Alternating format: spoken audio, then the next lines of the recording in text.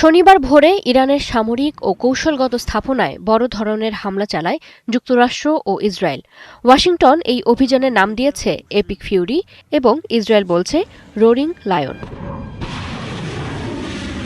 মার্কিন president Donald Trump দাবি করেছেন ইরানের পারমাণবিক কর্মসূচি ধ্বংস এবং ভবিষ্যৎ হুমকি ঠেকাতেই এই পদক্ষেপ। তবে আন্তর্জাতিক আণবিক শক্তি সংস্থা জানিয়েছে ইরান পারমাণবিক অস্ত্র তৈরি করছে এমন সুসংগঠিত কর্মসূচির প্রমাণ তারা পায়নি। প্রেসিডেন্ট ট্রাম্প একদিকে বলছেন এই যুদ্ধ কয়েক সপ্তাহের মধ্যে শেষ হতে পারে, অন্যদিকে ইঙ্গিত দিচ্ছেন প্রয়োজন হলে স্থলবাহিনী পাঠাতেও আপত্তি নেই। মার্কিন প্রতিরক্ষা মন্ত্রী ও পররাষ্ট্রমন্ত্রী কখনো প্রতিশোধ, কখনো আগাম প্রতিরোধ, আবার কখনো শাসন পরিবর্তনের কথা বলছেন। বিশ্লেষকরা বলছেন যুদ্ধের লক্ষ্য নিয়ে এখনও স্পষ্টতা নেই। পাল্টা হামলা চালাচ্ছে ইরানও।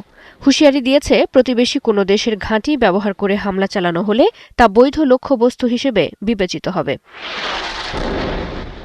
এই সংঘাতের প্রভাব পড়ছে বৈশ্বিক অর্থনীতিতে।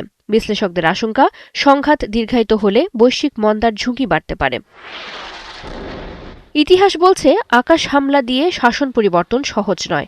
মার্কিন ইতিহাসবিদ ও নিরাপত্তা বিশ্লেষকরা বলছেন এই যুদ্ধ সফল হতেও পারে, আবার দীর্ঘ অচল অবস্থাতেও গড়াতে পারে। সম্ভাব্য পরিণতি হতে পারে ইরান শক্তিশালী পুনর্গঠন করতে পারে, অথবা যদি নেতৃত্ব শূন্যতা তৈরি হয় গৃহযুদ্ধ ও উদ্বাস্তু সংকট দেখা দিতে পারে, কিংবা উগ্রপন্থী গোষ্ঠী পারমাণবিক সামগ্রী দখল করতে পারে।